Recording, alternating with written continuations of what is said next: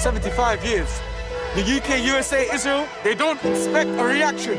If you oppress the people, take their land, take their homes, kill their people, how can you not expect a reaction from these people?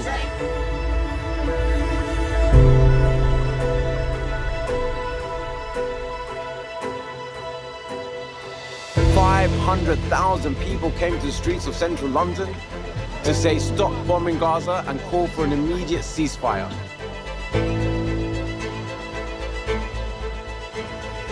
The ones who are breaking the law are Israel, and our leaders shamelessly are standing with those who break the law, when they should be standing with us who are upholding the law and demanding law be upheld. Everyone should recognize which side of history they stand on.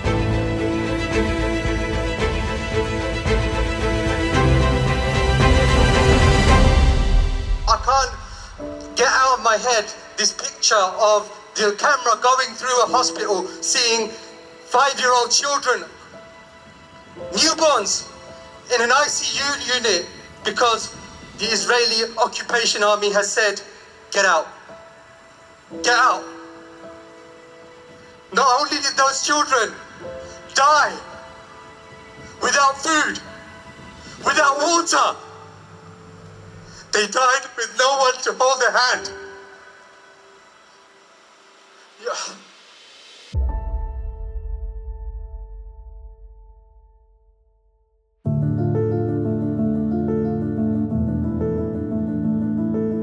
From the river to the sea, Palestine will be free. Free, free. Palestine. Free, free. Palestine. Protests so far have been very good. They've been very peaceful. You see everyone coming all together for this great cause. Whether you are engaged in the fight of anti-imperialism and anti-colonialism, the dispossession of indigenous people, women's liberation, it's anti-racism, the Palestine solidarity is the issue that truly draws all of these different fights together.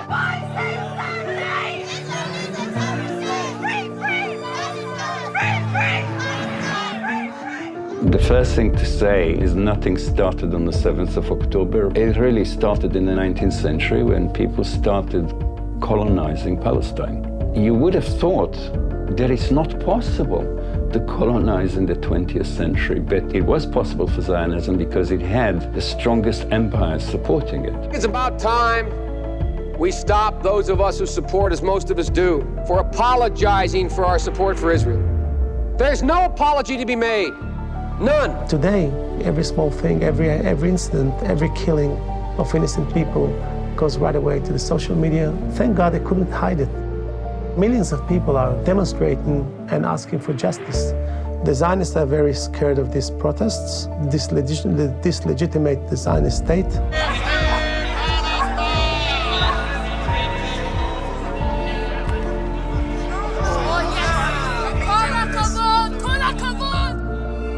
We as the Palestinian Youth Movement have 5 key demands. The first and most immediate one is an unconditional ceasefire in Gaza. The second one is the release of all Palestinian prisoners. The third is an end to this over 16-year siege on Gaza. The fourth is an end to the 75-year ongoing occupation of Palestine.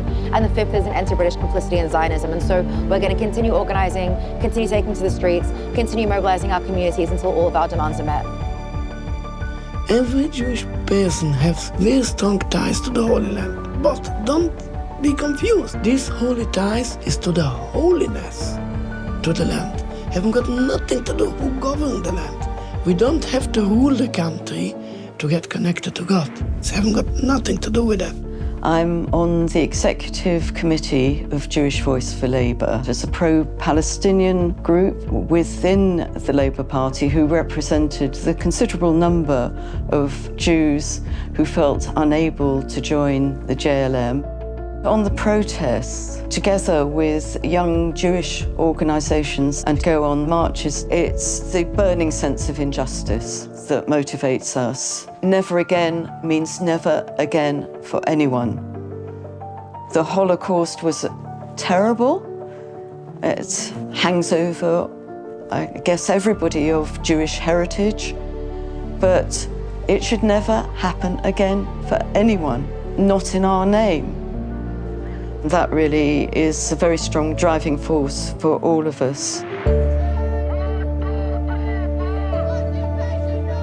I'm here today because it's important, particularly as a Jew, to demonstrate solidarity with the Palestinian people. The government wants to brand all these marches as hate marches. This is absolutely the opposite. It's a march against the Zionist dispossession of the Palestinian people. If we support Palestine, they call us anti-Semitic. We have no hate against Jews. No hate against Jews. Zionism. Zionism. It's against Zionists. Just shows you how the Western media works. Any support against Palestine, they push you anti-Semitic. It's rude. People know the difference between anti-Semitism and anti-Zionism. My grandchildren of, 6 and 8 understand the difference. This is not complicated. Jews against genocide! Jews against apartheid! Jews against genocide! Jews against apartheid! I'm with Namod, which is an organization of Jews living in the UK who oppose Israeli occupation and Israeli apartheid. And today organized a protest to call for an immediate ceasefire in Gaza and an end to the relentless siege that has claimed 12,000 civilian lives and counting, which has become the mobilizing cry for us over the past 45 days, in addition to our general call for a dismantling of the systems of occupation and apartheid. This is not a dispute between Muslim and Jews. There's no war of religions over here, the same as the Zionists are trying to describe. We, Jews and Muslims, are friends and brothers. We refuse to be enemies.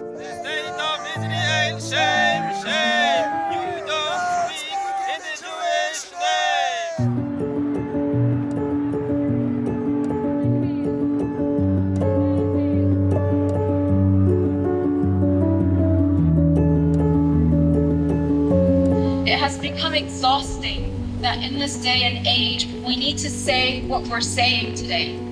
It's become exhausting to have to challenge a poisoned, racist, Islamophobic ideology propagated by people who know nothing about our values when we're expected to learn and adapt everything about theirs. Netanyahu and his far-right lunatic power-grabbing machine have seen this as an opportunity to jump and do what they've always wanted to do, which is push Palestinians out of their own land. I'm here because history repeats and repeats and repeats, and things can change. Things really, really can change. I'm hoping that, for one, the people of Palestine know that they're not alone. They see us on the streets and they know that they are not alone in this. There are over 12,000 civilians who have been killed by the Zionist entity. 6,000 of those civilians are under the age of 18. So our vigil today is to remember those who have been killed by the Zionist apartheid state. Yeah, so we were doing a peaceful sit-in and we saw the police were around us. I decided to read out the names of Palestinian children that had been killed in the past 3 weeks. There were 4,553 names and it was taking a long time, and the police seemed to use the opportunity when there was distraction because everyone was silenced to suddenly swoop in. We got pushed out of King's Cross Station. I just hope our government can do the right thing and call for a ceasefire.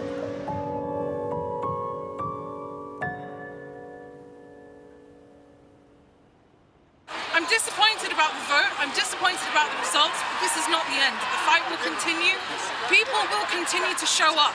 Yeah, disappointed but not surprised. They'll vote in their own interests, sort of like money-wise. A lot of them got a lot of money in arms industry. If you're against children being bombed, right, you got to come out and do something, and you just can't wait for your MPs to do the right thing, because as we've seen tonight, they're not going to do it. Hopefully, next protests will be even bigger than the last, and just everyone should come out and join in.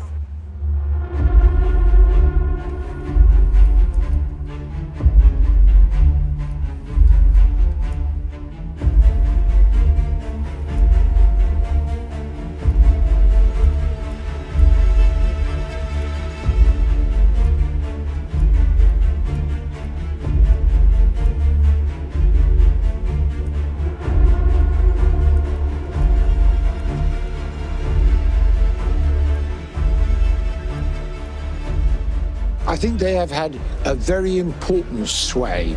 Number one, we have got rid of Suella Braverman. She wanted to outlaw these demonstrations. She is now history. And that is because of the strength of the movement. Even the arch-imperialist from the United States, Biden, is calling upon Israel to act with restraint. Now, Israel, of course, having been created by the US, is now out of control. There have been some dissenting voices. As we've seen in France, Macron has called for a ceasefire. The VP of Belgium has called for Israel to be sanctioned. So the pressure is mounting. In 1987, the Dublin government became one of the first in the West to ban South African goods. Boycotting has been used in this country for decades and decades for human rights movements. It really does make a difference, and it's already been making a difference, otherwise they wouldn't be so scared. What we're seeing is our government, they're terrified, you know? They're terrified. That's why they are trying to pass this bill again. Boycotting products, especially like Coca-Cola and Puma, Hewlett-Packard. We have to boycott these products that support the Zionist state of Israel and oppress our brothers and sisters. The factory we're standing outside of right now produces components for the F-35 fighter jets. These are the same fighter jets that are currently being used in bombardment of Gaza. The factory we're standing in front of is directly complicit in the ongoing genocide.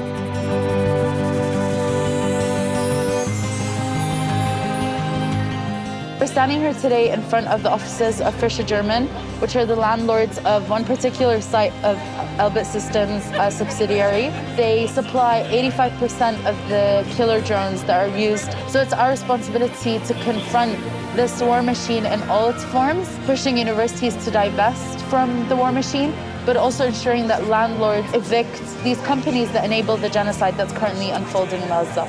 Break the chains and let them fall. Break the chains and let them fall. Break the chains and let them fall. Break the chains and let them fall.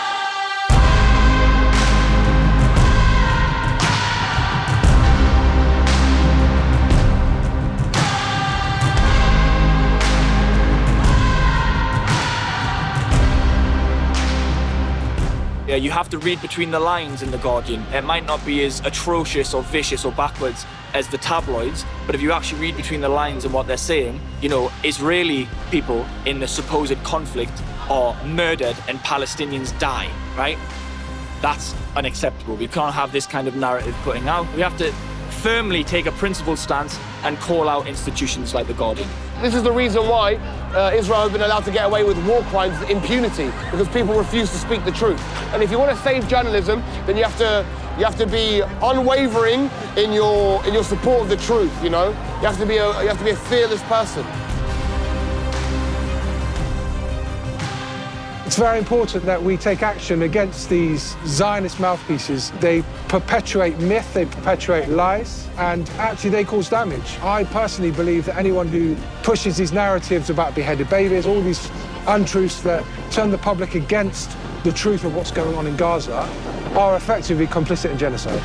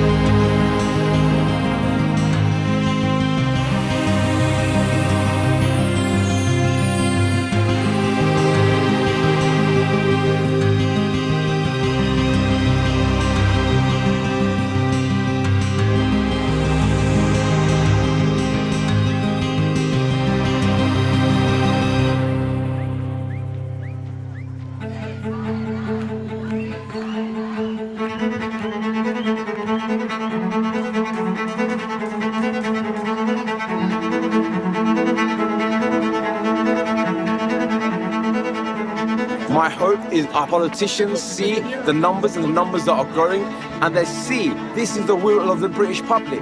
We will not forget next year when the general election comes. We will not vote for you if you have not called for a ceasefire, if you have shown no trace of humanity. If I have to do this for the next 4 years, I will. The change is slow. We might not be able to see it, but I guarantee you the change is way more significant than you could ever imagine. There's no way they can ignore all of us. They can't. What should really happen is the separation in the general public's mind between religion and power. This is about the state of Israel, which is a Zionist machine, which is in bed with the Western capitalist powers of the world. As long as the Palestinians are suffering, we'll keep coming out and protesting peacefully. For all Muslims, we've woken up now. Everyone knows and should remain. Palestine is the soul of our souls. It's in our heart, and that's what we need to remember. At times, it might feel that we are, helpless amidst the barrage of atrocities that we are witnessing, but to remember that we are having an impact. Hundreds of thousands of us marching through the streets week in, week out. The young generation is not going to accept what other generations were forced into. We'll see the change because there are billions of people now looking at Palestine as a symbol of freedom, the symbol of liberation. That will be the beginning of the solution. I wanted to, have a long speech on, I don't know what was in that, to be honest, because what's more important is seeing what's in front of me, and that's hope.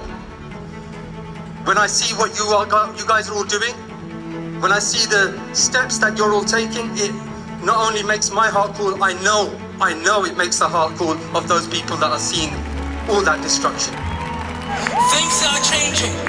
The message to politicians, to the media bosses, and the editors who are scared